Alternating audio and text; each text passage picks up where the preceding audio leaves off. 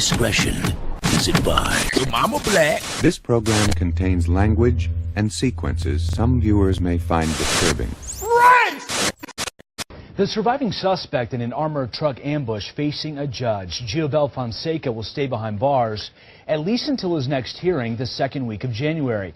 Police say Fonseca and his brother ambushed the truck driver Tuesday outside of a TD Bank in Homestead and fired shots. His brother was killed soon after. Fonseca tried to get away but was stopped along the turnpike. He suffered a gunshot wound to his leg. The guard was also shot and is recovering from surgery. Why is he so stupid? Why is he so stupid? I ask myself that every day. Breaking news, nigga. Some breaking news. Facts don't care about your feelings. There's something wrong with the black man's mind. There's something wrong with his mind. Caught on camera, a deadly Christmas Eve shooting leaves one man dead, another in critical condition, and two women behind bars. WMC Action News 5's Justin Jaggers is in our breaking news center to break down the video and what led up to the incident that ended in a car crash. Justin? Well, Felicia, two women spent Christmas behind bars after shooting two men, critically injuring one and killing the other.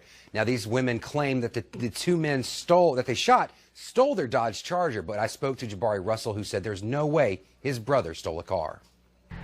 I'm just glad them folks, they in jail behind that stuff, but that's who I had, you hear me? That's who I felt like I could go to, you know. Jabari Russell spent Christmas without his younger brother. He says that these two women, Melissa Harwell and Tamberlyn Rivers, killed his brother, 19-year-old Rocky Russell. Shit, who next? You know, you don't ever know. In this surveillance video taken from the Know-It-All grocery store, you can clearly see Harvell and Rivers approach a white Dodge Charger with guns drawn. According to police, the women say that the four men stole their car and they attempted to get it back. Of the four men in the vehicle, two were hit and one is now dead. But Rocky Russell's brother Jabari says there's no way his brother could have stolen anyone's car. Mine don't steal no car. Somebody he was with probably stole the car or something. Witnesses I spoke to say that the driver drove the car through this car wash and then through the tree line before that car stopped at this park on Pendleton Saturday night. Rocky Russell was transported to Regional 1 Medical Center where he was later pronounced dead. Tonight, they're holding a candlelight vigil in his honor. We somewhat still here, you know. Everybody still here. They made it through this stuff. Now, police will not confirm the identity of anyone in that Dodge Charger. They are still conducting their investigation.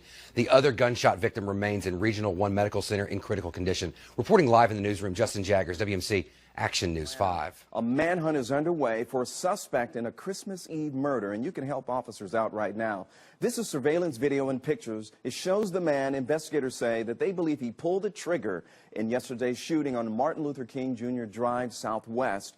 Police say the victim was just sitting in the vehicle in the 800 block of MLK when the gunman walked up and fired several shots. Now, these images show the suspect running away immediately after that shooting. The latest on the investigation into an officer-involved shooting in Gwinnett County as the identity of the man shot is finally released. And right now, state investigators are piecing together what happened inside that home where officers say they were forced to fire.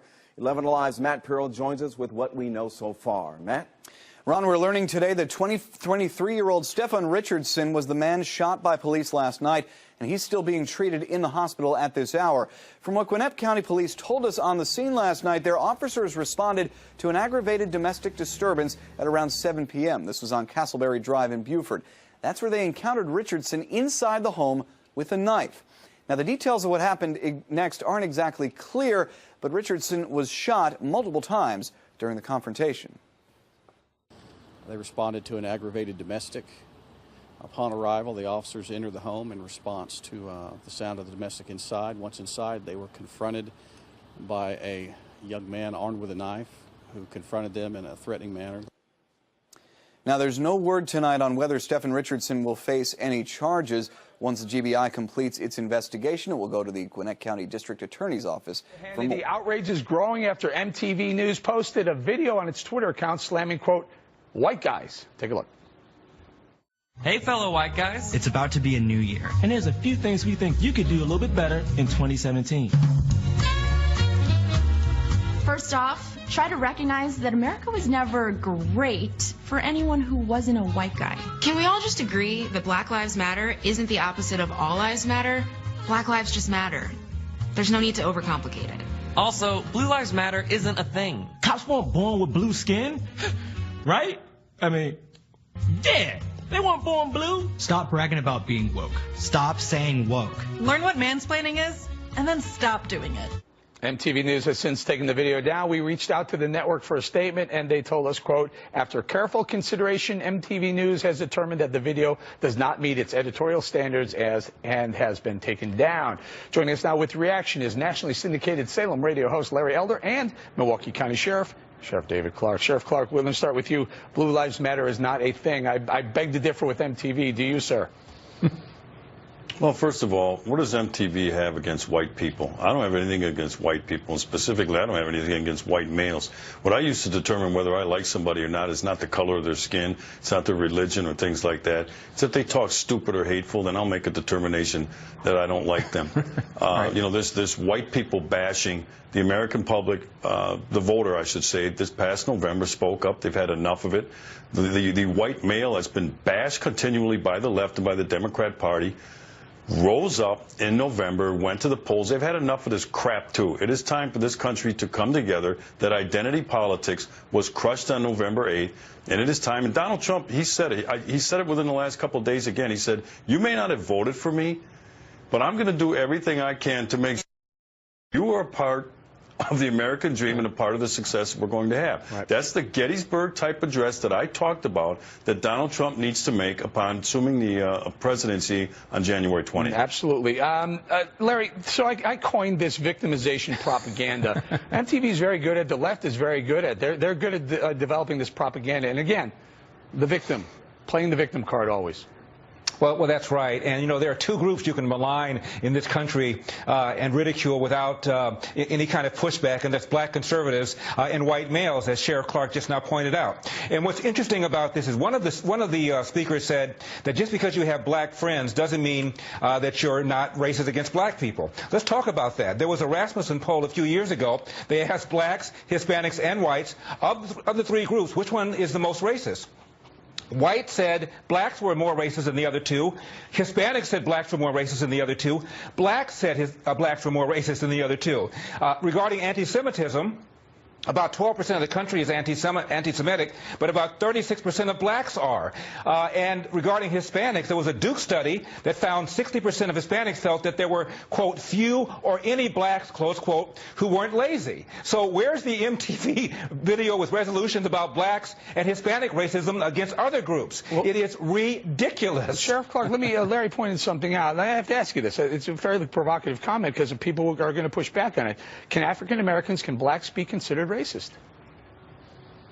Of course they can. I mean, look at Al Sharpton. Look at Obama. You know, look at Eric Holder. I could go on and on and on in identifying those that are black racists. But, you know, here's the thing.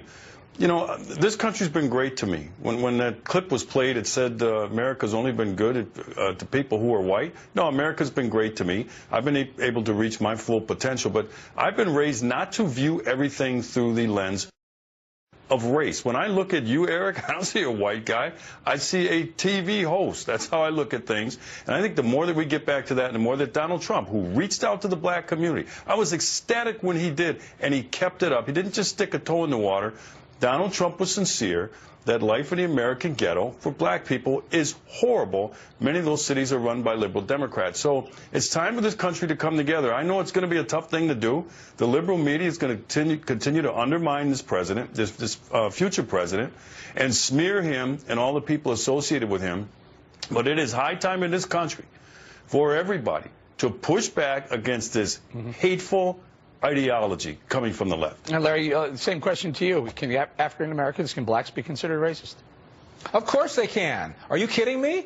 As he pointed out, you got Al Sharpton, who's made all sorts of statements against white people, against Jews. What about Reverend Jeremiah Wright? My goodness, of course they can be racist. But the point is, racism is no longer a major problem in this country. If you get an education, invest in yourself, don't make bad moral mistakes, you can make it in America. If my father could, who didn't know his biological father, was a janitor growing up in the Jim Crow South, literally was kicked out of his house at the age of 13, became a Marine, started a small cafe, and built a cafe and retired in comfort. If he can do it, anybody can do it in America. Sheriff Clark? We have a chance when Donald Trump is sworn in as the 45th president of the United States to sincerely experience a post-racial presidency. It did not happen under Barack Obama. I believe it will happen under Donald Trump. Do you, Larry? A lot of people are saying that the opposite might happen. They're concerned that Donald Trump. But let's go back to what the actual numbers were. The turnout was in the election. African Americans voted for Donald Trump at almost the degree that they voted for Mitt Romney plus John McCain combined, and Hispanics. Donald Trump outperformed almost every estimate among Hispanics. That's right. It defied all the experts. Despite the alleged racism that he had against blacks and Hispanics, he got a higher percentage of the Hispanic vote than Mitt Romney did, higher percentage of the black vote than Mitt Romney did, higher percentage, way higher than John McCain did, and of the 700 counties that voted for Obama in 2008 and in 2012, he flipped a third of them. So I guess the third of them contracted a case of racism in 2016 that they didn't have in 2012. All right. Well, Sheriff Clark, I guess you know that comment, what have you got to lose, really resonated. Quick thought. Big time, big time. He has a message of inclusion. It resonated with all Americans. Make America Great Again resonated within the black community. Sure, the Democrats, it's going to take some time for these numbers to flip, you know, in terms of this monolithic black voting pattern for Democrats. But I believe Donald Trump has already begun to chip away at it. And if he continues that, it's going to spell doom for the Democrat Party. All right, gentlemen, you know what I see when I look at you guys? I see a great law enforcement officer and a great radio host. Thank you very much for joining us. Thank you very much. I appreciate it.